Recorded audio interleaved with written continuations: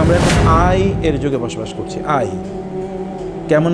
IPhone, I tab এবং AI এবং সব কিছুতে আমি আমি আমি, এর বাইরে কোনো কিছু না। সব কিছুর মধ্যে আমি,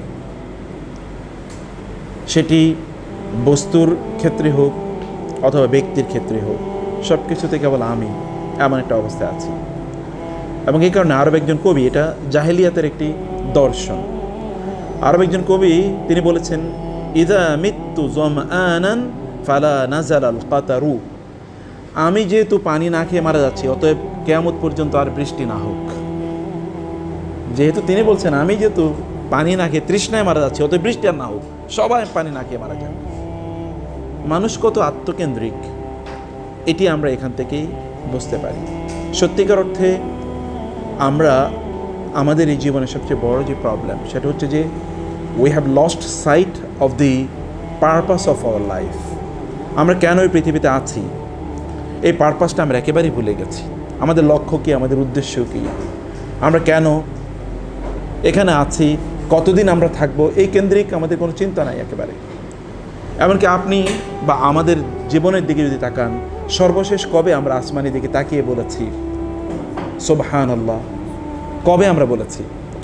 কবে আমরা আসমান অথবা এই যে বিশাল জমিনের বিশালত্বের দিকে তাকিয়ে আমাদের ক্ষুদ্রতা আমরা নিরূপণ করতে পেরেছি?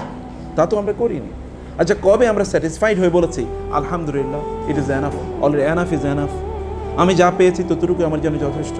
এই ভেতর থেকে অনুভূতি আমাদের কবে তৈরি হয়েছে, বা এই এক্সপ্রেশনটা আমি কবে বলেছি? আমার গোটা অস্তিত্ব জুড়ে আমি ফিল করছি যে আমি আল্লাহ সুবহানাহু ওয়া তাআলা শুকর আদায় করছি, আলহামদুলিল্লাহ বলছি। সত্যিকার অর্থে মানুষের মধ্যে এই অনুভূতি একেবারেই নাই। এবং মানুষ এতটা আত্মকেন্দ্রিক, মানুষ তার নিজের বাইরে কোনো কিছু চিন্তা করতে একেবারেই পারে না, এবং তার গন্তব্য কতটুকু এটা মানুষ একেবারে ঠিকও করতে পারেনি। আমরা আজ পর্যন্ত কেউ কি এখানে বলতে পারি যে আমি কত বছর বেঁচে থাকলে আমি সন্তুষ্ট হব, অথবা আমি কতটুকু পেলে সন্তুষ্ট হব? এটুকু আমরা কোনোদিন বলেছি?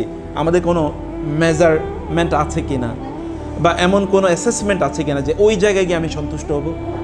আচ্ছা, আপনাকে যদি বাংলাদেশের প্রেসিডেন্ট বানানো হয়, তাহলে কি আপনি সন্তুষ্ট হবেন? আচ্ছা, এলন মাস্কের তার কি সন্তুষ্টি আছে, পরিতৃপ্তি আছে? নাই তো। এই যে রিসেন্টলি দেখেছেন যে আমেরিকা যেটা করেছে, মানে ডোনাল্ড ট্রাম্প সব দেশের উপর শুল্ক আরোপ করেছে। মূল উদ্দেশ্য কী ছিল?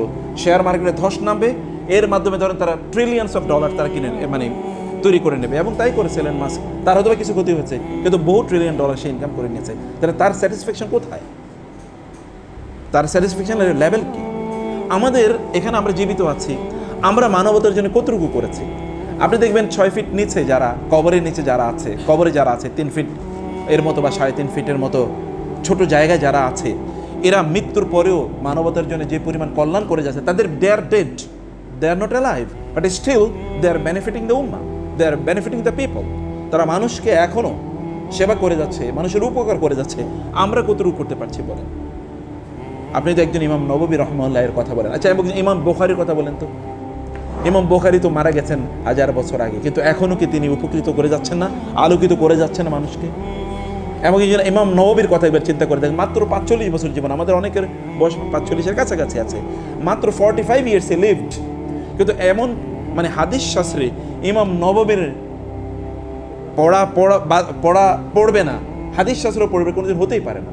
আচ্ছা, ইমাম আবু হুরায়রা রাদিয়াল্লাহু তাআলা, মানে আবু রাদিয়াল্লাহু তাআলা, তিনি কতদিন মুসলমান ছিলেন বলেন তো? রাসূল সাল্লাল্লাহু আলাইহি ওয়াসাল্লামের সাথে তার সাক্ষাৎ কবে?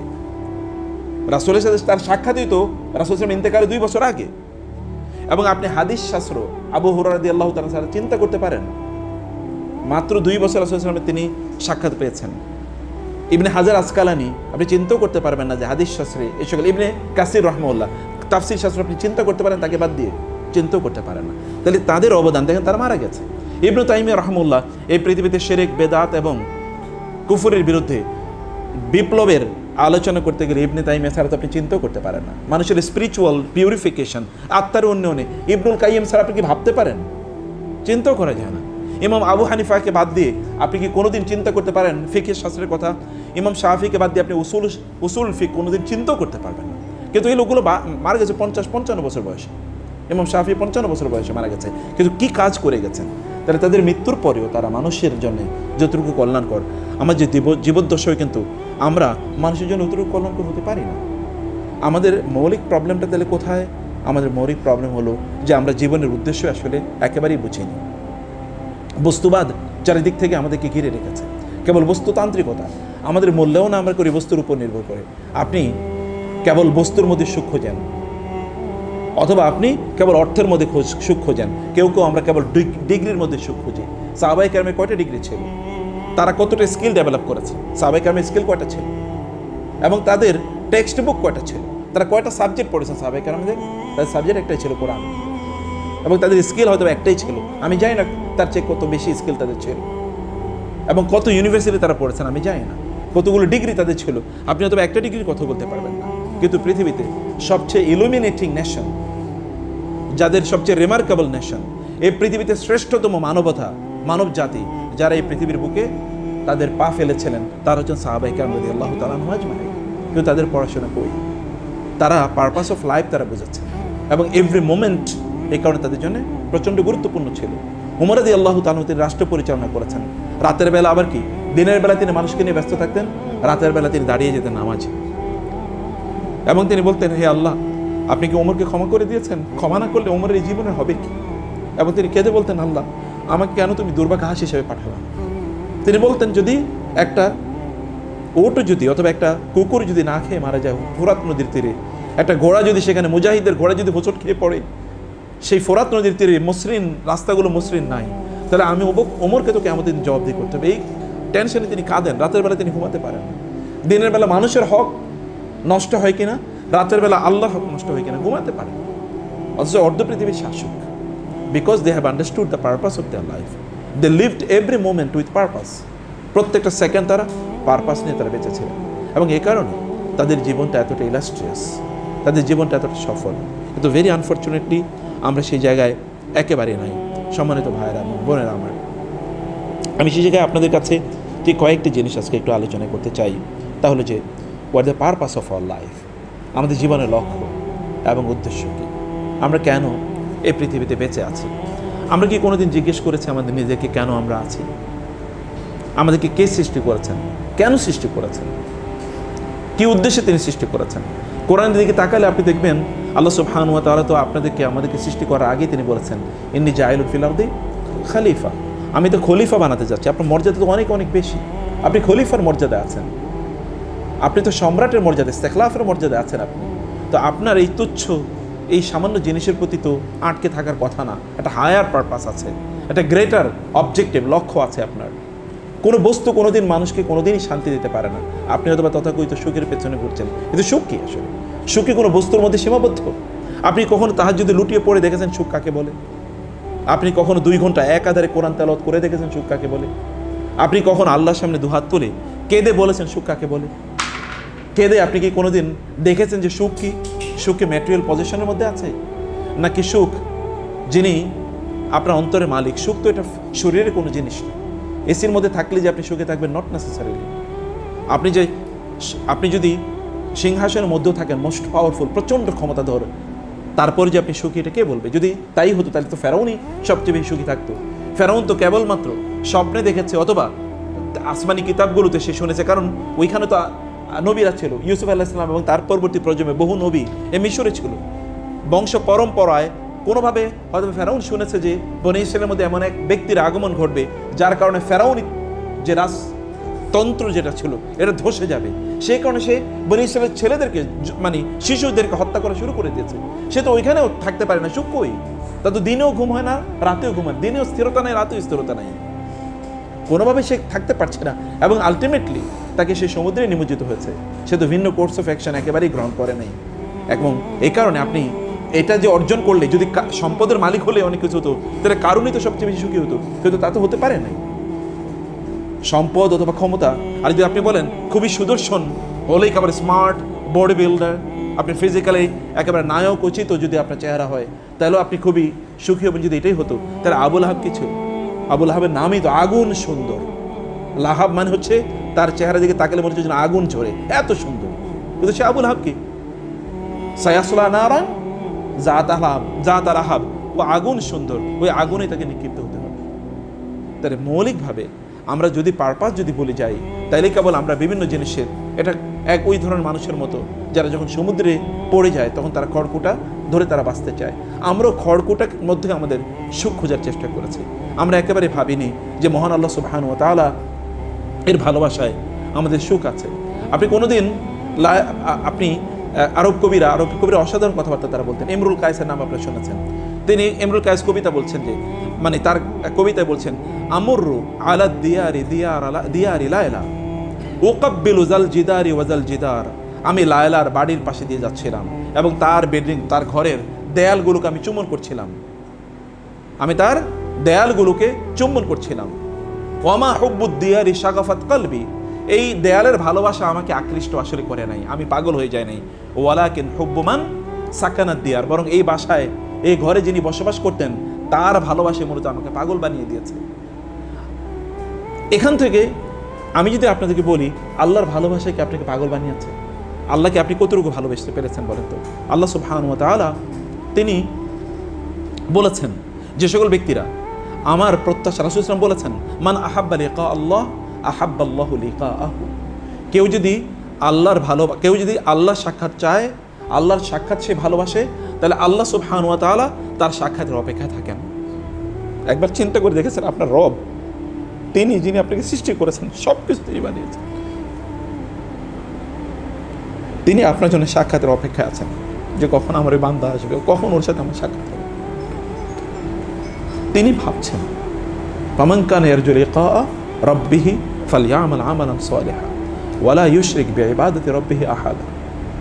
আপনার রব আপনার সাক্ষাতের জন্য অপেক্ষা করছেন। তিনি যখন আপনাকে তিনি দেখবেন তখন তিনি আপনাকে বলবেন আইনাল মুতাহাব্বুনা ফিয়া, কারা আমাকে ভালোবাসত, আমার জন্য অন্যদেরকে ভালোবাসত, তাদেরকে আপনাকে তিনি ডাকবেন এবং আপনার রবকে আপনি দেখতে পাবেন। একবার ভাবেন তো, তাকে আপনি দেখতে পাবেন, আপনি তার দেখার প্রত্যাশায় আপনি আছেন। এই সুখ, এই শান্তি একজন মানুষ যদি অনুভব না করে তাহলে তিনি কিভাবে জান্নাতের প্রত্যাশা করেন? আপনাকে যদি দুনিয়ায় জান্নাতে উপলব্ধি করতে হবে আখিরাতের জান্নাতে যাওয়ার জন্য। দুনিয়ার জান্নাতকে কেউ উপলব্ধি না করলে কেউ আখিরাতের জান্নাত প্রত্যাশা করতে পারে, চিন্তা করতে পারে। দুনিয়ার জান্নাত কোথায়? দুনিয়ার জান্নাত হচ্ছে যিনি দুনিয়াকে সৃষ্টি করেছেন তার জিকিরে, তার ফিকিরে। একজন মুমিনের জীবন কেবল দুটো জিনিসের মধ্যে চলে, একটা হলো জিকরুল্লাহ, আর একটা হলো ফিকরু খালকিল্লাহ। আল্লাহ জিকির এবং আল্লাহ সুবহানাহু ওয়া তাআলা এর সৃষ্টির জিকির, আল্লাহ সুবহানাহু সৃষ্টির ফিকির। আল্লাহ সুবহানাহু ওয়া তাআলার সৃষ্টির দিকে তাকিয়ে ইন্না জাআলনা মা আলাল আরদি জিনাতাল লাহা লিনাবলুয়াহুম আইয়ুহুম আহসানু আমালা ওয়া ইন্না লাজাইলুনা মা আলাইহা সাঈদান জুরুজা। আল্লাহ সুবহানাহু ওয়া তাআলা বলেছেন এই পৃথিবীর আমি সব কিছু আসমান এবং জমিন যা আছে আমি খুবই সুন্দর করে সৃষ্টি করেছি, খুবই সুন্দর করে। কিন্তু এই সৌন্দর্যের দিকে তাকিয়ে আপনি কাকে খোঁজেন? এই সৌন্দর্যের দিকে তাকিয়ে আপনি কি স্রষ্টাই খুঁজেছেন? যিনি এত সুন্দর করে সৃষ্টি করলেন তিনি কত সুন্দর, তিনি কত সুন্দর হতে পারেন, সেই তাকে কি আমরা এর মধ্যে খুঁজে পেয়েছি কিনা? এই কারণে আল্লাহ সুবহানাহু ওয়া তাআলা বলেছেন যে একদল লোক তারা ইন্না ফি খালকিস সামাওয়াতি ওয়াল আরদ লা আয়াতিন লিউলিল আলবাব আল্লাযীনা ইয়াযকুরুনা আল্লাহা কিয়ামান ওয়া কুউদান ওয়া আলা জুনুবিহিম ওয়া ইয়াতাফাক্কারুনা ফি খালকিস সামাওয়াতি ওয়াল আরদি রাব্বানা মা খালাকতা হাযা বাতিলান সুবহানাকা ফাকিনা আযাবান নার। দেখেন তো আপনি আয়াতের একটা অংশে আল্লাহ তাআলা বললেন আসমান এবং জমিনের দিকে তাকায় এবং তাকিয়ে সে বলে মা খালাকতা হাযা বাতিলা, আল্লাহ এমনি আপনি এগুলো বানান নাই। আপনি ওগুলোর ব্যাপারে বলছেন আল্লাহ এমনি আপনি ওগুলো বানান নাই, তাহলে আপনি কেমনে মনে করেন যে আপনাকে আল্লাহ তাআলা এমনি বানিয়েছেন? আপনি কিভাবে মনে করেন? ওগুলো তো আল্লাহ এমনিতেই সৃষ্টি করেন নাই। সেই উপলব্ধি যখন একজন মানুষের হয় এবং তখন তিনি বলেন সুবহানাক, আল্লাহ আপনার যথাযথভাবে। সুবহানা মানে কি? What is the meaning of সুবহানা? সুবহান মানে হচ্ছে আল্লাহ সুবহানাহু ওয়া তাআলা সকল অপূর্ণাঙ্গ থেকে আল্লাহ তাআলা মুক্ত। আল্লাহ সুবহানাহু ওয়া তাআলা কোনো ডিফেকশন নাই, কোনো ডিফেক্ট নাই, কোনো ইমপারফেকশন নাই, কোনো উইকনেস নাই। আল্লাহ সুবহানাহু ওয়া তাআলা has not created anything without any purpose. এইটা যখন আপনি ওইদিকে তাকিয়ে যখন এই উপলব্ধি আপনার তৈরি হয় তখন আপনি বলেন ফাকিনা আযাবান নার, আল্লাহ করতে পারি নাই, আপনার যথাযথ দায়িত্ব পালন করতে পারি নাই, আপনার হক আদায় করতে পারি নাই, ফাকিনা আযাবান নার, আপনি আমাদেরকে আযাব থেকে রক্ষা করুন, আপনি আমাকে শাস্তি জাহান্নামের শাস্তি থেকে আপনি আমাদেরকে রক্ষা করুন। এই অনুভূতি তখন আপনার মধ্যে তৈরি হয়। প্রিয় ভাইরা বোনেরা, আপনি আল্লাহ সুবহানাহু ওয়া তাআলার ইবাদত করে আল্লাহ সুবহানাহু ওয়া তাআলাকে সন্তুষ্ট করবেন, not you are in this position. আমরা আল্লাহর ইবাদত করে আল্লাহকে সন্তুষ্ট করতে পারবো না। গুনাহ মানুষ করবেই, কুল্লু বানি আদম খাত্তা, মানুষ গুনাহ করেই, কিন্তু ওই মানুষই তারা শ্রেষ্ঠ যারা গুনার পরে আল্লাহর কাছে কি করে? তওবা করে। তওবা তো আপনার জন্য একটা এক ধরনের ডিটারজেন্ট। এটা ইস্তেগফার একটা ডিটারজেন্ট, এটা আপনার সকল গুনাহগুলো মুছে আপনাকে পাক সাফ পবিত্র করে দেয়। আপনি কত গুনাহ করবেন? রাসূল সাল্লাল্লাহু আলাইহি ওয়াসাল্লাম কি বলেন নাই, আল্লাহ তাআলা বলেছেন, এ বানি আদম, তুমি যদি গুনাহ করতে করতে আসমান জমিন সব ভর্তি করে দাও এবং অতঃপর তুমি আমার কাছে তওবা করে ইস্তেগফার করো, তাহলে আসমান এবং জমিন ভর্তি দিয়ে মাগফিরাত দিয়ে ক্ষমা দিয়ে আমি তোমার সকল গুনাহ ক্ষমা করে দেব।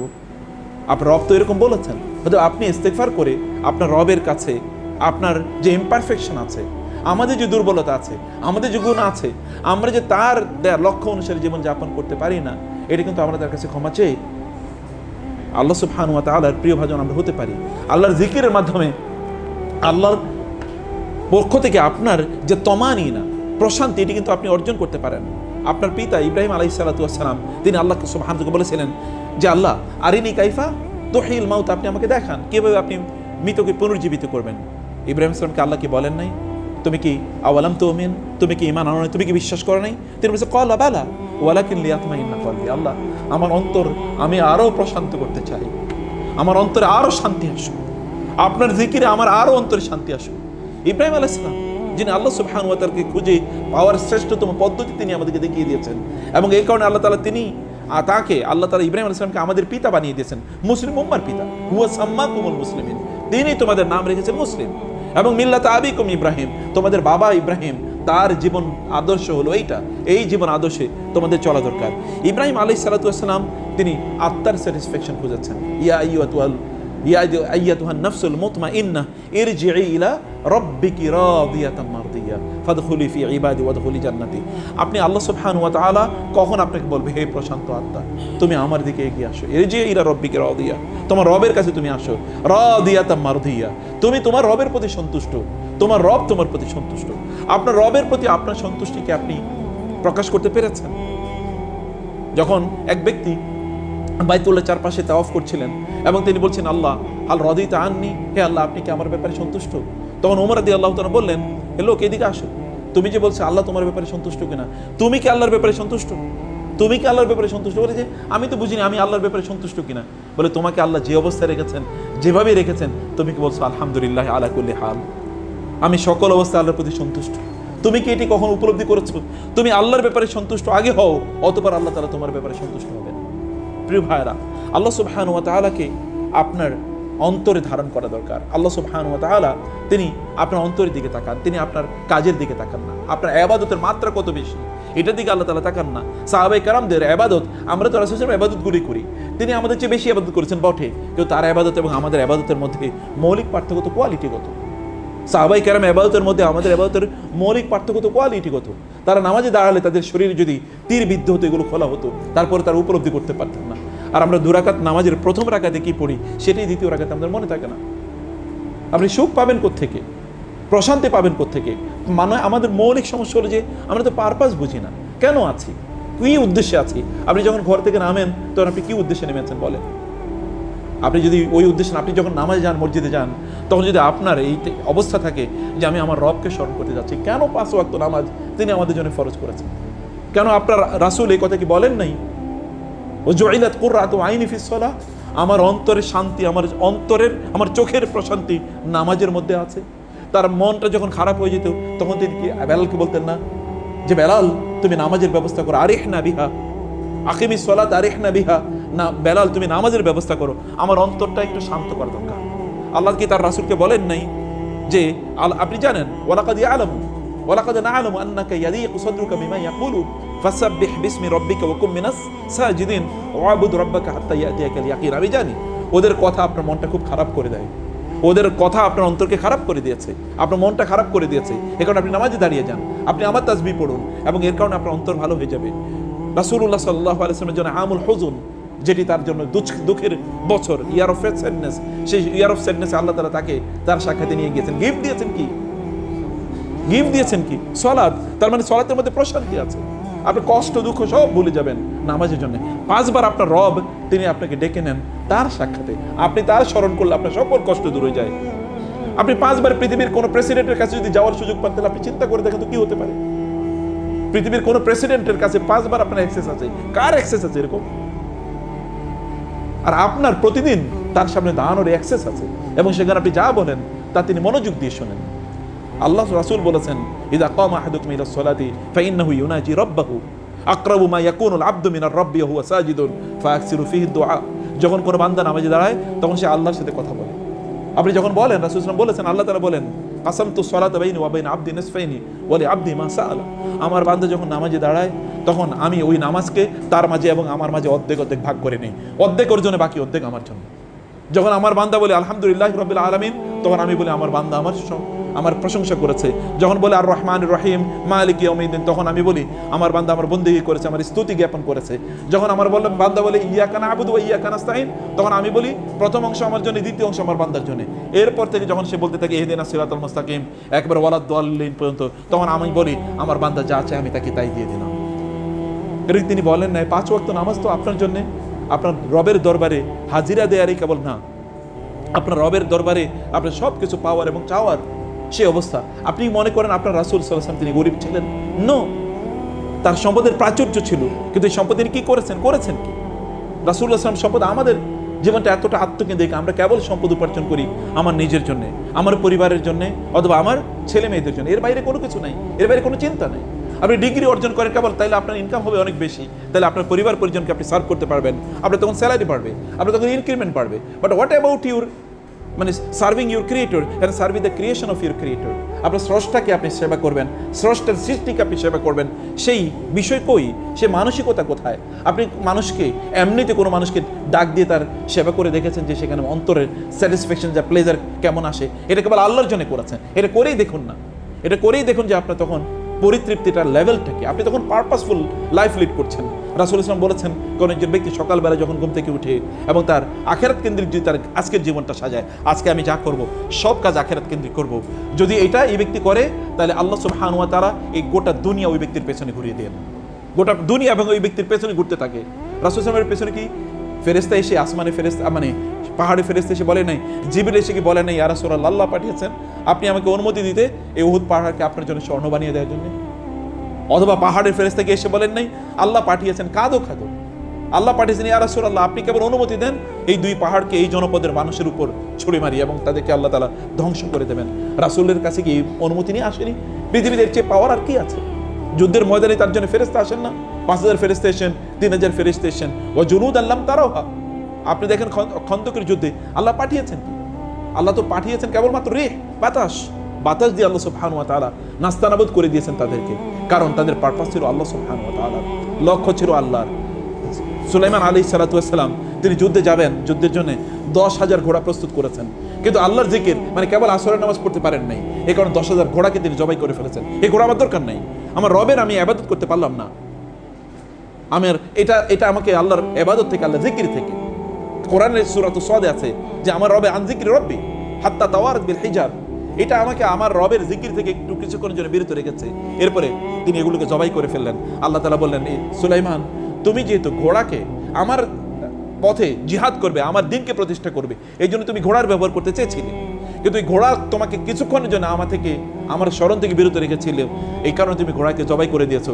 এখন আর ঘোড়া দিয়ে তোমার যুদ্ধ করা লাগবে না, এখন তুমি যুদ্ধ করার জন্য বাতাস ব্যবহার করতে পারো, এখন তুমি যুদ্ধ করার জন্য এখন জিনকে ব্যবহার করতে পারো, তোমাকে সকল প্রপার্টি ওউতিতু মিন কুল্লি শাই। তিনি বলেছেন যে আমাকে আল্লাহ সুবহানাহু ওয়া তাআলা সব কিছু দিয়েছেন, সব ক্ষমতা আল্লাহ সুবহানাহু ওয়া তাআলা তাকে প্রদান করেছেন। সম্মানিত ভাইরা, আপনি যখন ঘর থেকে সকালবেলা বের হন, তখন আপনি কেন বের হচ্ছেন? আপনি তো নিটোরে আসেন, কেন আসছেন? আপনি আপনার লক্ষ্য উদ্দেশ্য কি? কেবল কয়টা ইনকাম করার জন্য কি এরকম জায়গায় আসা লাগে? ইনকাম করার জন্য কি এয়ার কন্ডিশনার রুমে থাকা লাগে? ইনকাম করে কি এত দূরে আসা লাগে? না, আসা লাগে না। আপনাকে নিশ্চয়ই এগুলো প্রত্যেকটার পেছনে একটা নির্দিষ্ট বড় একটা লক্ষ্য আছে। আল্লাহ আপনাকে পাঠিয়েছেন বিশাল একটা বড় দায়িত্ব, যেটা ইস্তিখলাফ, লাস্তাখলিফান্নাহুম ফিল আরদি কামা ইস্তাখলাফাল্লাযিনা মিন ক্বাবলিকুম। আল্লাহ সুবহানাহু ওয়া তাআলা আপনাদেরকে এই জমিনে দায়িত্ব দিয়েছেন। আমরা কেবলমাত্র খাই, দাই এবং ঘুমাই, আমাদের জীবনটা যেন এমন না হয়ে যায়। তাহলে আমাদের জীবনের সাথে প্রাণীর জীবনের পার্থক্য কি বলেন? এই যে পশু পাখির জীবনের মধ্যে জঙ্গলে যে প্রাণীগুলো বসবাস করে, বা গরু ছাগল যদি আমি আরও ল্যাঙ্গুয়েজে বলি, এদের মধ্যে পার্থক্য, ওরা তো খায় দেয় এবং ঘুমায়, এবং আমাদেরকে কেবল খাওয়া দাওয়া এবং ঘুমানো, এটুকু কেবল আমাদের কাজ। ওদের একটা স্কিল আছে, সেই স্কিলটা হয়তো বা হিউম্যান স্কিল না বটে, কিন্তু তার জন্য তো স্কিল আছে। তাহলে আমার এবং তার মধ্যে পার্থক্য কি? আমাদের একটা গ্রেটার পারপাস আছে আমার জীবনের, ওর কোনো পারপাস নাই, ওর কোনো জবাবদিহিতা নেই। কারণে পারপাস যেহেতু নাই, জবাবদিহিত নাই। আপনার পারপাস আছে, এবং for every action and reaction আপনাকে অবশ্যই জবাবদিহিতা আসতে হবে। ফামান ইয়ামাল মিসকালা যাররাতিন খায়রান ইয়ারা ওয়া মান ইয়ামাল মিসকালা যাররাতিন শাররান ইয়ারা। প্রত্যেকটি মুহূর্তে আপনি আল্লাহ সুবহানাহু ওয়া তাআলা কেন আপনাকে সৃষ্টি করেছেন এবং আপনি যে কাজটি করছেন সেই কাজটি আপনি কেন করছেন, এই জিনিসটি আপনার নিজকে আপনি জিজ্ঞাসা করা দরকার। এটা যদি আপনি জিজ্ঞেস করতে পারেন তাহলে আপনি দেখবেন আপনি কেন খাচ্ছেন। ওমর রাদিয়াল্লাহু বলতেন যে যখন তিনি খেতেন তখন তিনি বলতেন লিমা তাক আকালতা ইয়া ওমর, আমর তুমি কেন খাচ্ছ, তুমি খাচ্ছ কেন। এই কারণে তিনি খাবারের ব্যাপারে তিনি জিজ্ঞেস করতেন এবং এই কারণে তিনি একবার তার ছেলেকে আব্দুল্লাহ ইবনে ওমরকে তিনি দেখলেন, আব্দুল্লাহ ইবনে ওমর যাচ্ছেন, কোথায় যাচ্ছ, বাজার যাচ্ছে, কি কারণে, মাংস কেনার জন্য, কেন, বলে খাবো একটু মনে চাইছে।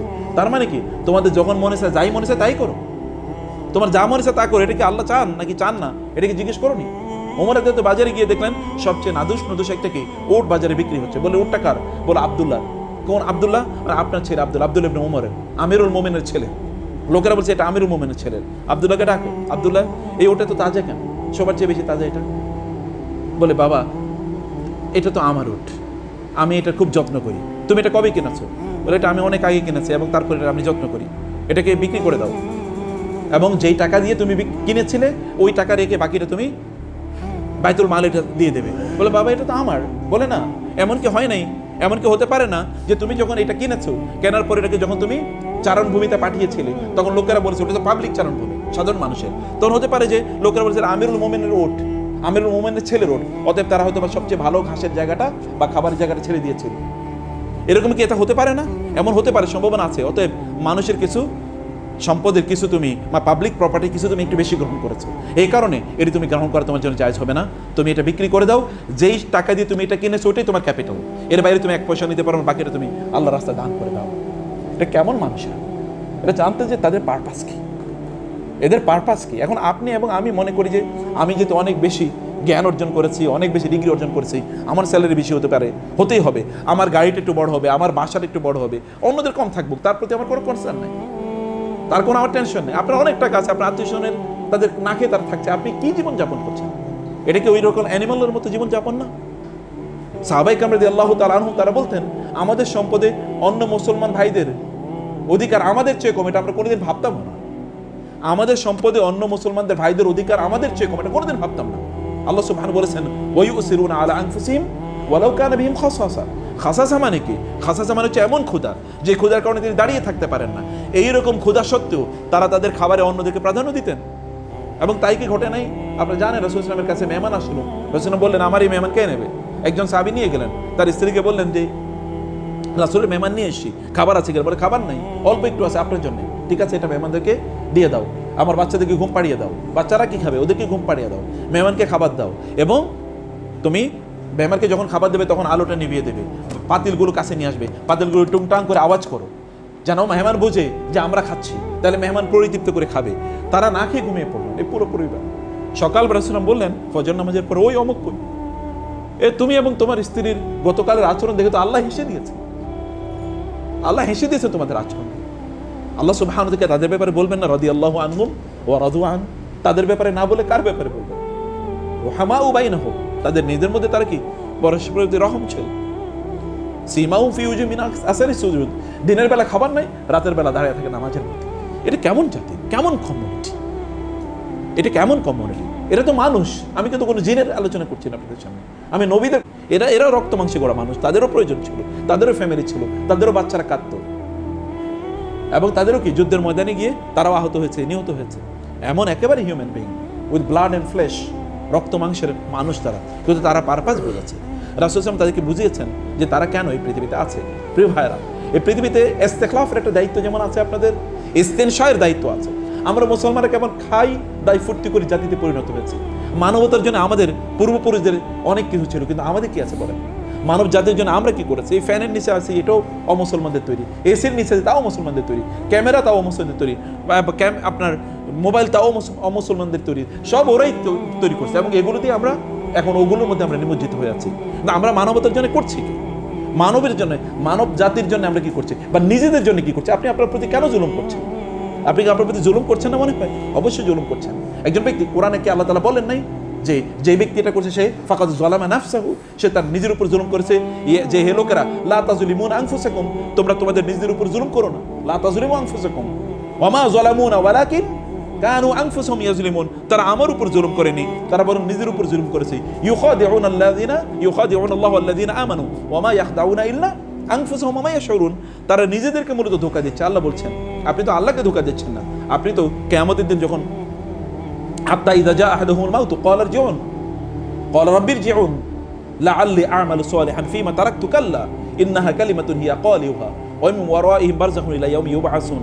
কিয়ামতের দিন আল্লাহ সুবহানাহু ওয়া তাআলা তিনি বলছেন কিয়ামতের দিন লোকেরা যখন দেখবে পরিস্থিতি এরকম, তখন লোকেরা কি বলবে? তারা বলবে আল্লাহ রাব্বির জীবন আবার দুনিয়াতে পাঠান, লাআল্লি আ'মালু সালিহান, যেন আমি একটু ভালো কাজ করতে পারি, ফীমা তারাকতু, অতীতের জীবনে যা করে এসেছি এরকম আর করব না, আমরা যেন একটু ভালো কাজ করতে পারি, আমাদেরকে আবার দুনিয়া পাঠান। আল্লাহ তাআলা বলছেন কাল্লা, না, নেভার, ইন্নাহা কালিমাতুন হুয়া কায়রুহা, ও এরকম কথাই বলতো আগে। ওয়া মিন ওয়ারাইহিম বারযাখুন ইলা ইয়াউমি ইউবআসুন, কিয়ামত পর্যন্ত তাকে বারযাখে থাকতে হবে, এরপরে কিয়ামত, তারপরে তাকে ইয়াউমুল বাস। ইয়াউমুল বাস কি? ইয়াউমুল বাস কি? যেদিন আল্লাহ সুবহানাহু ওয়া তাআলা সবাইকে একত্রিত করবেন এবং সেই দিন আপনি ইয়াউমা ইউরাদুনা আলান নার এবং ওয়াউরিদু আলা রাব্বিহিম সাফা লাকাদ জিতুমুনা কামা খালাকনাকুম আউওয়ালা মাররা, আপনি সেই দিন আল্লাহ সুবহানাহু ওয়া তাআলার কাছে একাকী উপস্থিত হবেন এবং আপনার সকল কাজের জন্য আপনাকে জবাবদিহি করতে হবে। ইয়াউমা ইয়াফিরুল মারউ মিন আখি ফালা আনসাবা বাইনাহুম ইয়াউমাইযিন ওয়া লা ইয়াতাসাআলুন, সেদিন কোনো আত্মীয়তার বন্ধন, কোনো বন্ধুত্ব, কোনো কিছু কাজে লাগবে না। লা খুল্লাতুন ওয়ালা শাফাআ, সেদিন কোনো বন্ধুত্ব এমনকি কোনো সুপারিশ কাজে লাগবে না। নবীরা পর্যন্ত বলতে থাকবে নাফসি নাফসি। সেদিন আপনি কি অবস্থা থাকবেন? সেদিন কেবল আপনি বলবেন আমি আমার নিজের উপর জুলুম করেছিলাম, আমি অন্যায় করেছিলাম, আমি ভুল করেছিলাম, আমাকে আবার দুনিয়াতে পাঠানো হোক, কিন্তু আবার দুনিয়াতে পাঠানোর কোনো সুযোগ নেই। সেদিন আপনার চূড়ান্ত হিসাব নিকাশ সেদিন সংগঠিত হবে। সেদিন আপনি বুঝবেন আমি জুলুম করেছিলাম নিজের উপর। অথবা নিজের উপর কেন আপনি জুলুম করবেন? যে ব্যক্তি অন্যায় করে সে কার উপর জুলুম করে? যারা এতদিন মানুষের উপর অন্যায় করেছিল তারা কার উপর জুলুম করেছে? নিজের উপর জুলুম করেছে। এখন তারা নিজেরা কোথায়? যারা এত ক্ষমতাশালী ছিল তারা কই? ফেরাউন কি তার নিজের উপর জুলুম করে নাই? ও লোহিত সাগরে নিমজ্জিত হয়েছে তার অপরাধে, নাহলে সে কেন? সে তো মিশরের সম্রাটই থাকতে পারে, সে তো বলতে পারতো বনী ইসরাইলের সাথে আমি উত্তম আচরণ করবো, তাদের প্রতি জুলুম করবো না, তাহলে সে সেখানে সম্রাট হিসেবে থাকতে পারে। আবু জাহালকে কেন মারা যেতে হবে? আবু লাহাবরা কেন তাদেরকে আগুনে জ্বলতে হবে? তাদের তো উতবা সাহেবাকে কেন ওই কালিব ওই যে কূপের মধ্যে তাদেরকে মৃত অবস্থায় নিক্ষিপ্ত হতে হবে? কোনো কারণ ছিল না, তাদের নিজের উপর তারা জুলুম করেছে।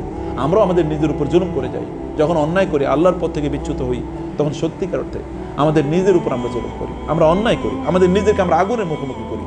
এই আগুন, এই জাহান্নামের আগুনকে আপনি কি মনে করছেন? আমরা কি মনে করছি? এটা কি সাধারণ কোনো জিনিস যেটা আমাকে জ্বালিয়ে দেবে? আল্লাহ সুবহানাহু ওয়া তাআলা বলেছেন সেদিন অবস্থাটা হবে এরকম যে যখন এই চামড়াগুলো জ্বলে যাবে তখন এর পেছন থেকে আবার নতুন করে চামড়া গজাবে, যেন লিয়াযুকুল আযাব, যেন তারা শাস্তির স্বাদ যেন তারা পেতে পারে। ফুদাল ইবনে আয়াজ রাহিমাহুল্লাহ তিনি যাচ্ছিলেন, এক লোকের জিজ্ঞেস করলেন যে তোমার বয়স কত? বলে 60 বছর। বলে তুমি গত 60 বছর পর্যন্ত আল্লাহর রাস্তায় তুমি দৌড়াচ্ছ? 60 বছর পর্যন্ত আল্লাহর রাস্তায়, আল্লাহর পথে, আল্লাহর দিকে যাওয়ার জন্য তুমি দৌড়াচ্ছ? বলে ইয়া সুবহানাল্লাহ, শেখ আমি তো তাহলে কিছুই করি না, আমি তো বুঝি নাই 60 বছর কিভাবে কাটালাম, কি করলাম? তখন তিনি বললেন কোনো সমস্যা নাই, তুমি অতীতে যা করেছো সেগুলো ভুলে যাও, ভবিষ্যৎকে তুমি সুন্দর করে চালাও, ইস্তিগফার করো, তাহলে তোমার ভবিষ্যতের কাজগুলো তোমার অতীতের কাজগুলোকে মুছে দেবে। ইন্নাল হাসানাত ইউযহিবনাস সাইয়্যাত যালিকা লিযিকরা লিযাকিরিন। এক সাহাবী এসে বলেন ইয়া রাসূলুল্লাহ, আমি তো অন্যায় করেছি। কি করেছি? আমি এক মহিলার, সুন্দরী মহিলার দেখে তাকে জাবড়ে ধরে তাকে চুমু দিয়ে দিয়েছি, আমি তো অন্যায় করেছি, আমি করবো কি? এর মধ্যে রাসূল বলে তোমার তো কোনো মাফ নাই। এমন অবস্থায় তিনি কাঁদছিলেন। কিছুক্ষণ পরে আল্লাহ তাআলা কোরআন আয়াত নাযিল করে দিলেন, আকিমিস সালাতা তারাফাইন নাহার ওয়া যুলাফাম মিনাল লাইল ইন্নাল হাসানাতি ইউযহিবনাস সাইয়্যাত। তাকে বলেন সকাল এবং সন্ধ্যায় যেন তাই নামাজ আদায় করে, আল্লাহর কাছে ইস্তিগফার করে এবং সে যেন এখন থেকে ভালো কাজ করতে থাকে, তাহলে আল্লাহ তাআলা তার অতীতের গুনাহগুলো মাফ করে দেন। আল্লাহ সুবহানাহু ওয়া তাআলা অন্যায় মানুষকে আল্লাহ সুবহানাহু ওয়া তাআলার পথে যদি লোকেরা ফিরে আসতে চায়, আল্লাহ সুবহানাহু ওয়া তাআলা দুহাত প্রসারিত করে দেন ওই সকল ব্যক্তিদেরকে ফিরিয়ে নিয়ে যাওয়ার জন্য। প্রিয় ভাইরা, সম্মানিত বোনেরা, সেই কারণে প্রত্যেকটা অ্যাকশন, প্রত্যেকটা রিঅ্যাকশন, এটা কী কারণে আমরা করছি, কী উদ্দেশ্যে আমরা করছি, এটাকে আমাদের নিজেকে জিজ্ঞেস করা দরকার। আমরা কি এদিকে জান্নাতের দিকে এগিয়ে যাচ্ছি নাকি জাহান্নামের দিকে এগিয়ে যাচ্ছি? আপনার নিজকে প্রতিদিন আপনার জিজ্ঞেস করা দরকার যে আমি জান্নাতের দিকে এগিয়ে যাচ্ছি না জাহান্নামের দিকে এগিয়ে যাচ্ছি। আল্লাহ সুবহানাহু ওয়া তাআলা আমাদেরকে কেবল খাওয়া দাওয়া ফুর্তি করার জন্য পাঠান নাই। আল্লাহ সুবহানাহু ওয়া তাআলা আমাদেরকে একটা ইস্তেখলাফের দায়িত্ব যেমন দিয়েছেন, ইস্তেনশায়ের দায়িত্ব দিয়েছেন, এই পৃথিবীকে ইস্তেমারের দায়িত্ব দিয়েছেন। আল্লাহ সুবহানাহু ওয়া তাআলা বলেছেন যে তোমাদেরকে ওয়াস্তামারাকুম ফিহা, আল্লাহ তাআলা তোমাদেরকে এখানে দায়িত্ব দিয়েছেন যেন তোমরা এখানে ইস্তেমার কাজ করো, সভ্যতা বিনির্মাণ করো মানুষের জন্য, যেন তোমরা কোনো কিছু করে যাও। রাসূলুল্লাহ সাল্লাল্লাহু আলাইহি ওয়াসাল্লাম তিনি যখন হেরা গুহা থেকে যখন তিনি তার স্ত্রীর কাছে ফিরে আসছিলেন, তার স্ত্রী বলেছেন কি? তিনি তখন বলেছিলেন আমাকে জাম্মিলুনি, আমাকে চাদর দ্বারা আবৃত করে দাও। তার স্ত্রী তাকে কি বলেছেন বলেন তো? না না, এবং তিনি বলেছেন আমি কি পাগল হয়ে গেলাম নাকি ভূত আমাকে ধরলো?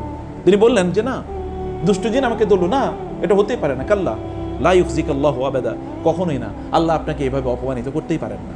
কারণ ইন্নাকা লা তাসিলুর রাহিমা ওয়া তাহমিলুল কাল্লা ওয়া তাকরিউদ দাইফা এবং ওয়া তুঈনু আলা নাওয়াইবিল হক, আপনি এটা হতেই পারে না। আপনি মানুষের সাথে উত্তম সম্পর্ক রাখেন, গরিব দুঃখীদেরকে আপনি সাহায্য করেন, আত্মীয় স্বজনের সাথে ভালো সম্পর্ক রাখেন, মেহমানদারি করে থাকেন আপনি, এবং আপনি কি করেন, মানুষের যখন বিপদ আপদ হয় তখন আপনি সেখানে এগিয়ে যান। হতেই পারে না আল্লাহ তাআলা আপনাকে অপমানিত করবেন। ও আবু বকর রাদিয়াল্লাহু তাআলা আনহু জুলুমের অত্যাচার সহ্য না করতে পেরে, জুলুমের অত্যাচারের এই আপনার মানে এত প্রকোপ সহ্য না করতে পারে তিনি চলে যাচ্ছেন সিরিয়ার দিকে। প্রতিমধ্যে দেখা হলো ইবনু দাগিনার সাথে। ইবনু দাগিনা মানে আরবদের মুশরিকদের একজন বেদুইন নেতা। বলছে আবু বকর আপনি কোথায় যাচ্ছেন?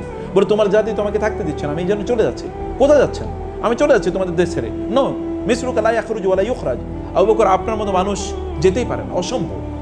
আপনি না গেলে, আপনি না থাকলে ওই সমাজ ধ্বংস হতে বাধ্য। কারণ কি? কারণ ওই একই কথা, ওই 5টি কথা, যেই 5টি কথা খাদিজা রাদিয়াল্লাহু তাআলা আনহা রাসূলুল্লাহ সাল্লাল্লাহু আলাইহি ওয়াসাল্লামের জন্য বলেছিলেন, ওই 5টি কথাই আবু বকরের জন্য প্রযোজ্য।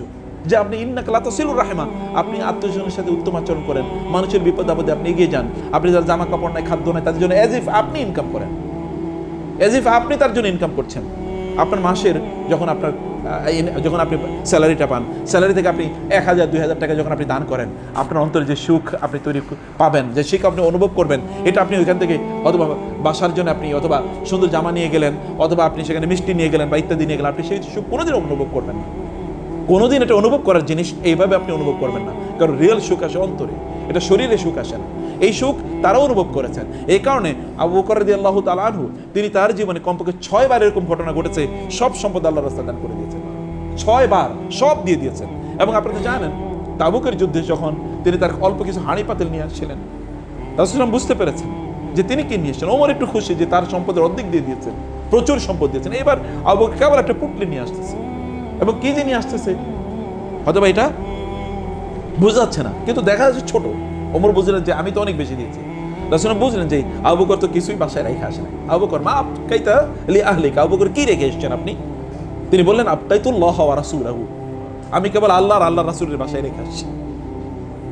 আল্লাহ আল্লাহ রাসূল একটা আবু বকর কি এমনি তৈরি হয়েছে? আমি বলি না আপনাদের সব সম্পদ দিয়ে দেবেন, রাখেন, কিন্তু কিছু কি আপনারা দেবেন না? এর মাধ্যমে কি ইসতিমাউদ্দিন, আল্লাহর দিনকে প্রতিষ্ঠার জন্য আপনার কাজ করতে হবে না? আপনি কি লেগাসি রেখে যাচ্ছে? আপনার মৃত্যুর পর কি হবে? আপনার মৃত্যুর পর হবে কি?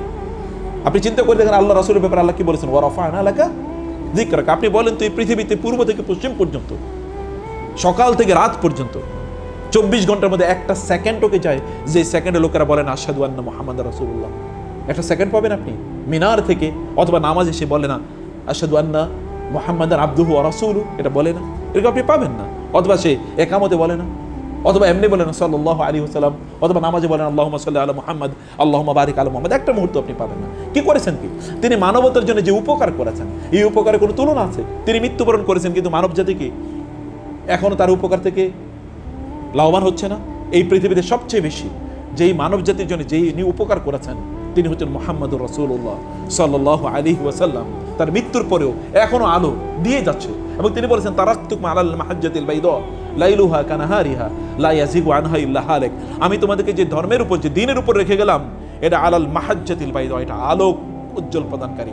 লাইলুহা কানাহারিহা, এখানে দিন আর রাত বলতে কোনো কিছু নেই, সব সারাদিনই দিন, 24 ঘন্টা দিন। মানে তোমাদের জীবনটা দিন এমন ইসলাম দিয়ে গেলাম যেটা তোমাদের জন্য ইলুমিনেটিং, লাইক আসমানি সূর্যের মতো, এটা তোমাদেরকে আলো দিয়ে যাবে প্রত্যেকটা মুহূর্তে। এবং এই কারণে আল্লাহ তাআলা বলেছেন ওয়া রাফা'না লাকা যিকরাক। আল্লাহ সুবহানাহু ওয়া তাআলা এই পৃথিবীতে সম্পদশালী লোকের অভাব আছে।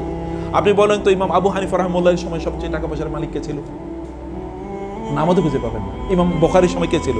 কিন্তু ইমাম বুখারীকে কতজন লোক স্মরণ করে, ইমাম আবু হানিফাকে কতজন স্মরণ করে, আর বাকিদেরকে কয়জন স্মরণ করে? আপনি 100 বছর আগে বাংলাদেশের সবচেয়ে বেশি ধনী কে ছিল বলেন? আপনি খুঁজে পাবেন না। কিন্তু ওই সময় এখানকার সবচেয়ে বড় যারা দিনদার তাদের নাম আপনি খুঁজে পাবেন না। ওয়া রাফা'না লাকা যিকরাক। আমাদের অবসর সময় আমরা কি করি? অবসর সময় সিনেমা দেখি, টেলিভিশন দেখি, গল্প দেখি, ইউটিউব দেখি, ফেসবুক টিপাই। কিন্তু আল্লাহ তাআলা তার রাসূলকে কি বলছেন অবসর সময় কি করতে? ফাইযা ফারাগতা ফানসাব ওয়া ইলা রাব্বিকা ফারগাব। যখন আপনি অবসর হবেন তখন আপনি নামাজে দাঁড়িয়ে যান, আর অবসর হইলে মোবাইল টিপানো শুরু করে দিন। সালাম ফেরানোর পরই মোবাইল টিপাই। অথচ আল্লাহ বলেছেন ফাইজা ফারাগতা, আপনি যখন অবসর হবেন, আপনি যখন ক্লান্ত, নামাজ আপনার যখন অফিসের কাজ শেষ, তখন আপনার কাজ কি? আল্লাহর জন্য দাঁড়িয়ে যাও। দেখেন শান্তি কাকে বলে, যেটা ওমরের কথা বলেছে। আল্লাহ রাসূল সাল্লাল্লাহু আলাইহি ওয়াসাল্লামকে আল্লাহ বলেন নাই ইয়া আইয়ুহাল মুযাম্মিলু কুমিল লাইলা ইল্লা কালিলা নিসফাহু আও ইনকুস মিনহু কালিলা আও জিদ আলাইহি ওয়ারাত্তিলিল কুরআনা তারতিলা। আল্লাহ তাআলা তার রাসূলকে বলেছেন ইয়া আইয়ুহাল মুযাম্মিলু কুমিল লাইলা ইল্লা কালিলা, হে মুযাম্মিল যিনি চাদর দিয়ে তার নিজকে আবৃত করে রেখেছেন, কুমিল লাইল ইল্লা কালিলা, রাতের কিছু অংশ ছাড়া বাকি অংশ আপনি নামাজে দাঁড়িয়ে যান। আল্লাহ তাআলা তার রাসূলকে বলেছেন ইন্না সানুলকি আলাইকা কাওলান সাকিলা ইন্না নাশিয়াতাল লাইলি হিয়া আশাদ্দু ওয়াতআ ওয়া আকামু কিলা ইন্না লাকা ফিন নাহারি সাবহান তাবিলা। রাতের বেলা আপনি দীর্ঘ সময় নামাজ আদায় করবেন, কারণ দিনের বেলা আপনার অনেক কাজ আছে। আমরা দিনে কাজ করার জন্য রাতে একটু কি করি, বেশি ঘুমাই। আর আল্লাহ তাআলা তার রাসূলকে বলেছেন দিনে যেহেতু কাজ বেশি করতে হবে, এই কারণে রাতের সিংহভাগ দাঁড়িয়ে আমার সামনে দাঁড়িয়ে নামাজ আদায় করেন। কারণ শরীরে যে শক্তি, এই শক্তি আসে রাতের নামাজ থেকে, রাতের ইবাদত থেকে। শরীরের শক্তি আসে রাতের ইবাদত থেকে, শুয়ে থাকলে শক্তি আসে না। আপনারা তো নিজেরা আপনারা এটা জানেন, মানুষ যত বেশি ঘুমায় তত মানুষ অলস হয়, তার শরীর ভারী হয়, সে অসুস্থ হয়ে যায়। মানুষ যত কর্মক্ষম থাকে, যত কাজ করে তত কর্মক্ষম থাকে। দেখেন আল্লাহ কি ফিলোসফি তার রাসূলকে দিয়েছেন, দিনভর তিনি দাওয়াতি কাজ করেন, রাতেরও একটা অংশ কি তিনি আল্লাহ সুবহানাহু সামনে তিনি দাঁড়িয়ে যান। প্রিয় ভাই বোন, এটাই পারপাস, জীবনের পারপাস, এটাই মানুষের জন্য করা, এটাই কল্যাণ করা, এটাই দিনকে প্রতিষ্ঠা করা। দিন প্রতিষ্ঠা করার কাজ এটা। মানুষকে, আপনাকে মানুষের সামনে আপনার নিজকে এক্সাম্পল হিসেবে প্রেজেন্ট করা দরকার, মানুষের সামনে আপনার নিজের উদাহরণ হিসেবে উপস্থাপন করা দরকার। আপনি মনে রাখবেন আল্লাহ সুবহানাহু ওয়া তাআলা আপনার জন্য জীবনে বিপদ আসতে পারে, কিন্তু আল্লাহ তাআলা আপনার জন্য বড় কিছু রেখে দিয়েছেন। আপনি 15 বছর জুলুমের নিচে ছিলেন, এরপরে আল্লাহ তাআলা এই পৃথিবীটা, এই দেশটা আপনার জন্য উন্মুক্ত করে দেবেন। এই কারণে আপনাকে জুলুম নির্যাতনের মুখোমুখি আল্লাহ তাআলা রেখেছেন। কোরআনে আল্লাহ সুবহানাহু বলেছেন সূরাতুল কাসাসে ওয়া নামুন্নু আলাল লাযিনা ইসতুদঈফু ফিল আরদি ওয়া নাজআলুহুম আইম্মাতাও ওয়া নাজআলুহুমুল ওয়ারিসিন ওয়া নুরিদু। আল্লাহ তাআলা বলেছেন আন্নামুন্না আলাল লাযিনা ইসতুদঈফু, যাদেরকে জমিনে দুর্বল করে রাখা হয়েছিল, নট যারা দুর্বল ছিল এরকম না, তাদেরকে দুর্বল করে রাখা হয়েছিল, আমি এদেরকে দুর্বল করে অন্যরা রাখুক এই সুযোগ করে দিয়েছি। কারণ কি? কারণ হলো তিনটা। কারণ হচ্ছে একটাই, ওয়া নাজআলুহুম আইম্মাতান, কারণ আমি তাদেরকে এই দুনিয়ার, তাদেরকে আমি কি বানাতে চাই? খলিফা, এই দুনিয়ার মালিক তাদেরকে বানাতে চাই। ওয়া আইম্মাতান, দুনিয়া তাদেরকে নেতা বানাতে চাই। ওয়া নাজআলুহুমুল ওয়ারিসিন, এবং এই দুনিয়ার সব কিছুর উত্তরাধিকার তারা হবে। আমি মূলত এই জন্যে তাদেরকে আমি ওই নির্যাতিত নিপীড়িত হতে দিয়েছি। আপনি কখনো কখনো পরীক্ষার মুখোমুখি হতে পারেন। আপনি যদি ইয়ের কাছে চিন্তা করেন, মুসা আলাইহিস সালাতু ওয়াস সালাম বনি ইসরাঈলকে কিভাবে ওরা হত্যা করছিল। মুসা আলাইহিস সালাতু ওয়াস সালামকে আল্লাহ সুবহানাহু ওয়া তাআলা তিনি ফেরাউনের ঘরেই তিনি বড় করেছেন। মুসা আলাইহিস সালাতু ওয়াস সালামের মা আল্লাহ তাআলা তার কাছে ওহী করলেন যে ওয়াউহাইনা ইলা উম্মি মুসা আন আরদিহি ফাইযা খিফতি আলাইহি ফাআলকিহি ফিল ইয়ামি ওয়া লা তাখাফি ওয়া লা তাহজানি ইন্না রাদ্দুহু ইলাইকা ওয়া জাইলুহু মিনাল মুরসালিন। আল্লাহ তাআলা বললেন মুসা আলাইহিস সালামের মাকে, আপনার সন্তানকে একটা বক্সের মধ্যে ভরে তারপরে তাকে সমুদ্রে নিক্ষেপ করেন। এই এবং ইন্না রাদ্দুহু ইলাইক, আমি কিন্তু তাকে আপনার কাছে ফিরিয়ে দেব। ওয়া জাইলুহু মিনাল মুরসালিন, এবং আমি তাকে রাসূল বানাবো। ছোট্ট বাচ্চা, এর মধ্যে তাকে প্যাকেজিং করে সমুদ্রের মধ্যে ফেলে দিচ্ছে। চিন্তা করে দেখেন, নীল নদ, এটা সাধারণ কোনো নদী না, এটা নীল নদ, ভয়াবহ গভীর এরকম একটা নদীতে তার সন্তান এখানে এই বক্সের মধ্যে তাকে ভরলে তার অক্সিজেনের প্রবলেম হবে, অথবা সেখানকার সমুদ্রের কোনো প্রাণী তাকে খেয়ে ফেলবে। এখানে ঝড় যখন হবে তখন ঝড়ের মধ্যে বাক্সটা উল্টে গিয়ে এই বাচ্চাটা মারা যেতে পারে। কিন্তু মা চিন্তা করেছেন, বলেছেন কি? আল্লাহ তো প্ল্যান আছে, এবং আল্লাহ বলেছেন ইন্না রাদ্দুহু ইলাইক, আমি তাকে তোমার কাছে ফিরিয়ে দেবো। ওয়া জাইলুহু মিনাল মুরসালিন, তাকে আমি রাসূল বানাবো। এবং আল্লাহ তাআলা তাকে কোথায় বড় করেছেন? আমরা তো আল্লাহর পথে চলি না। আমি মনে করি আল্লাহর পথে চললে, আমি যদি মাদ্রাসায় পড়ি, আমি যদি কোরআন পড়ি, আমি যদি একটু দিন প্র্যাকটিস করি, আমার যদি দাড়ি লম্বা হয়, আমার যদি হিজাব হয়, নেকাব হয়, তাহলে বুঝি আমি কোথাও কি, আমি হয়তো কোথাও পাবো না। সবাই আমাকে মনে করি মৌলবাদী, কেউ আমাকে দাওয়াত দেবে না, কেউ আমাকে সম্মান করবে, এরকম একটা অবস্থা আমাদের তৈরি হয়। অথচ আল্লাহ সুবহানাহু ওয়া তাআলা মুসা আলাইহিস সালামকে কি করেছেন? এরপরে দেখেন আপনি ওইখানে ফেরাউনের ঘরে আল্লাহ তাআলা তাকে, এইদিকে তিনি যদি বনি ইসরাঈলের ঘরে থাকতেন তাহলে তিনি কি কৃতদাসের মতো বড় হতেন, কারণ এটা তো কৃতদাস বনি ইসরাঈল। আর ওইখানে আল্লাহ তাআলা তাকে রাজপুতের মতো করে বড় করেছেন। এরপরে কি, মুসা আলাইহিস সালাতু ওয়াস সালাম যখন ওইখানে এক কিপ্তিকে হত্যা করে ফেললেন, ফেরাউন বলল তাকে হত্যা করা হবে, সেখান থেকে তিনি পালিয়ে চলে গেলেন কোথায়? মাদিয়ানে। ওইখানে গিয়ে আপনি জানেন ঘটনা কি? মাদিয়ানে গিয়ে তিনি দেখলেন একটা জায়গায় যেখানে পানি, কারণ মরুভূমির দেশ তো, যেখানে পানি আছে ওইখানে সভ্যতা আছে, ওইখানে মানুষজন বসবাস করে। দেখা গেল যে পানির ওইখানে কিছু লোকেরা এসে তাদের গবাদি পশুগুলোকে পানি পান করাচ্ছে। ওইখানে তিনি দেখলেন ওয়াজদা ফিহার, সেখানে গিয়ে দেখলেন দুজন মহিলা আছে, ইমরাতাইনি তাজুদান, তারা তাদের ক্যাটেলগুলো নিয়ে ওখানে দাঁড়িয়ে আছে। মুসা আলাইহিস সালাম গিয়ে বললেন, মা খাতবুকুমা, আপনারা এখানে দাঁড়িয়ে আছেন কেন? আপনারা পানি পান করাবেন না? বলেন না, এই যখন আমরা আমাদের এই ইয়েগুলো নিয়ে, গবাদি পশুগুলো নিয়ে ওইখানে পানি পান করাতে যাই না, হাত্তা ইউসদিরার রিআউ, যতক্ষণ না এই লোকগুলো এখান থেকে যায়, কারণ লোকগুলো ভালো না, চরিত্র ভালো না। আমরা মহিলারা এখানে গেলে আমাদেরকে ইফটিজ করবে, এই কারণে আমরা ওখানে যাই না। এরা চলে গেলে এরপরে আমরা একটু দেরি হয়, কিন্তু আমাদের গবাদি পশুগুলোকে আমরা পানি পান করাই। তিনি তাদেরকে পানি পান করালেন, পানি পান করে আর কিচ্ছু বলেন না, কোনো শব্দ নাই যে আপনারা কেমন আছেন, আপনাদের বাবা কোথায়, আপনাদের বাসা কোথায়, ইমেল নাম্বার কি, আপনার কি মোবাইল নাম্বার কি, অথবা আপনাদের ফেসবুক আইডি কি, টুইটার কি, ইত্যাদি কোনো কিছু জিজ্ঞাসা নেই, কোনো বক্তব্য নাই, কোনো কথাবার্তা নেই, চারদিকে তাকানো না মুসা আলাইহিস সালাম। তাদেরকে নিচ দিকে তাকিয়ে কেবল ক্যাটেলগুলো নিলেন, আপনাদের কথা কি, মাখাদু বুকুমা, দুটো শব্দ। আবার যখন দিয়েছেন কোনো অ্যাপ্রিসিয়েশন, থ্যাংক ইউ বলবেন না, অ্যাপ্রিসিয়েশন দেবেন না, ঠিক আছে, আপনাদের বাসা কোথায়, আবার যদি কখনো কাজে লাগে আমাদের ডাইকে নামে আসি, কোনো শব্দ নাই। ইয়াংম্যানরা যা করে তাই না, সিনেম্যাটিক ক্যারেক্টার, কোনো কিচ্ছু না। তিনি এখান থেকে চলে আসলেন, গিয়ে ওই যে তাওয়াল্লা ইলা যিল্লি, তখন গাছের নিচে গিয়ে বসলেন এবং কি বলেন, রব্বি ইন্নী লিমা আনজালতা ইলাইয়া মিন খায়রিন ফাকির। আল্লাহ, আপনি জানেন আমি অসহায়, আমার কিছু নাই, বাড়িঘর নাই, আত্মীয়স্বজন নাই, আমি একটা 1000 কিলোমিটার দূরে আমি চলে এসেছি, আমি কিচ্ছু জানি না, আপনি আমাকে যে অনুগ্রহ দেবেন আমার সেই অনুগ্রহের আমি মুখাপেক্ষী। এই কথা বলতেই দেরি, এর মধ্যে কি ওই মহিলা চলে আসে, ওই দুজনের মধ্যে একজন, এবং কেমনে আসে এটাও আল্লাহ বলে দিচ্ছেন। এটা সিনেমার মতো একটা ডায়ালগ আল্লাহ বলে দিলেন, ওয়াজাহাত ইহদাহুমা তামশি আলা ইসতিহইয়াইন। তার মধ্যে ওই দুই বোনের মধ্যে একজন বড় জন আসলেন, তামশি এমনভাবে হেঁটে আসলেন, আলা ইসতিহইয়াইন, পরম লজ্জাশীলতার, ইসতিহইয়া নট আলা হায়া। অ্যারাবিক ল্যাঙ্গুয়েজে বর্ণ যখন বাড়ে তখন অর্থ বাড়ে। আল্লাহ বলেন আলা হায়াইন, বলেছেন আলা ইসতিহইয়াইন, মানে এমন পরম লজ্জাশীলতা, মাথা নিচু, তার মানে হিজাব এরকম উপরে, আবার আলাদা তার কি জিলবাব, এবং তার মানে কোনো উচ্চ আওয়াজ নাই, এসে বলছেন ইন্না আবিকা ইয়াদউকা লিয়াজজিয়া আজরা মা সাকাইতা লানা, বাবা আপনাকে ডেকেছেন, আপনি যে আমাদের একটু খেদমত করছেন এই কারণে আপনাকে পুরস্কার দেবেন, ব্যাস।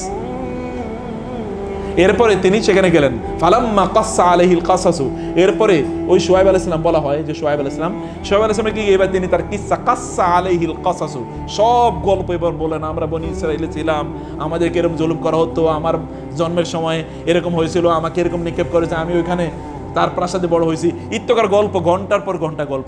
এর আগে কিন্তু ওই মহিলাদের সাথে কি কোনো মাত্র দুটো শব্দ। এবার যখন ওই পুরুষের কাছে গেছেন লম্বা গল্প, তখন তিনি বলেছেন লা তাখাফ নাজাউতা মিনাল কওমিজ জালিমিন, কোনো টেনশন করো না, তুমি জালেমদের থেকে বাইসে আসছো, ভালো করছো। এই বৃদ্ধ মুসা আলাইহিস সালাম ইয়াক মুসাকে বলছেন, ইয়াক মুসা আলাইহিস সালাম এবার বলেন, তোমার কাছে আমার মেয়েটার বিয়ে দিতে চাই, এবং মেয়ের বিয়ে দিলেন। সেখানে তার জন্য বিয়ে, থাকা, খাওয়া এবং কি চাকরি হয়ে গেছে, তুমি এখানে এই কাজ করবে।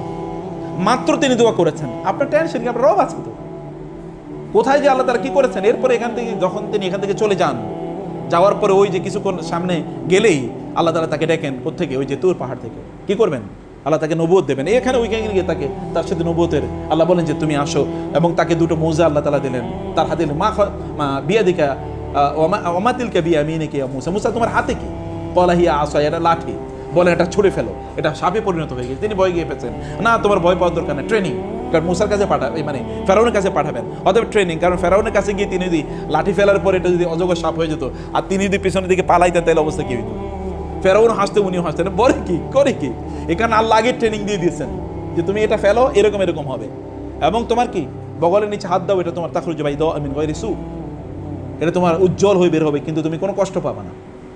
আল্লাহ সুবহানাহু ওয়া তাআলা তাকে দেখেন তো কোথায়, এখান থেকে আল্লাহ তাআলা তাকে নবী পাঠিয়েছেন, নবী হিসেবে তৈরি করলেন, ওইখানে তিনি কিছুই হতে পারলেন না। রাসূলুল্লাহ যখন মক্কা থেকে মদিনায় হিজরত করে যান, তিনি তখন জীবন নিয়ে পালান, কিন্তু মদিনায় যে আল্লাহ তার জন্য ব্যবস্থা রেখেছেন, রাষ্ট্রপ্রধান হবেন তিনি, এটা তো রাসূল জানতেন, এটা তিনি ভাবতেও পারেন নাই যে এরকম তার জীবন নিয়ে পালাচ্ছেন। এবং দুইজন ওইখানে তাকে হত্যা করতে যায়, ওই যে গুহার মধ্যে, তিনি তার সাথীকে সান্ত্বনা দিয়েছিলেন, লা তাহজান ইন্নাল্লাহ মা'ানা, টেনশন করুন, আল্লাহ আমাদের সাথে আছেন। আপনি প্রিয় ভাই বোন, আল্লাহ আপনার জন্য যে প্ল্যান রেখেছেন এটা শ্রেষ্ঠতম প্ল্যান, তার প্রতি আপনার বিশ্বাস রাখতে হবে, কিন্তু আপনার লক্ষ্য পানে আপনাকে ছুটে যেতে হবে। আপনি যদি যান লক্ষ্য পানে ছুটে, মধ্যখানে হতে পারে মেনি ভিসিসিটিউডস, এখানে অনেক উত্থান পতন হতে পারে, কিন্তু এগুলোকে আপনার ফালাক তাহামাল আকাবা, ওয়া মা আদরাকা মাল আকাবা, ফাক্কু রাকাবা আও ইতআমুন ফি ইয়াউমিন যী মাসগাবা ইয়াতীমান যা মাকরাবা আও মিসকিনান যা মাতরাবা সুম্মা কানা মিনাল্লাযীনা আমানু ওয়া তাওয়াসাউ বিল সাবরি ওয়া তাওয়াসাউ বিল মারহামা উলাইকা আসহাবুল মাইমানা। আপনাকে ডানপন্থী হতে হবে। ডানপন্থী মানুষ হলো এরকম, তারা কেবল নিজেদের কেন্দ্রিক জীবন যাপন করে না, তারা আল্লাহ কেন্দ্রিক জীবন যাপন করে, তারা আখিরাত কেন্দ্রিক জীবন যাপন করে, তারা মানুষের জন্য তারা কাজ করে, মানুষ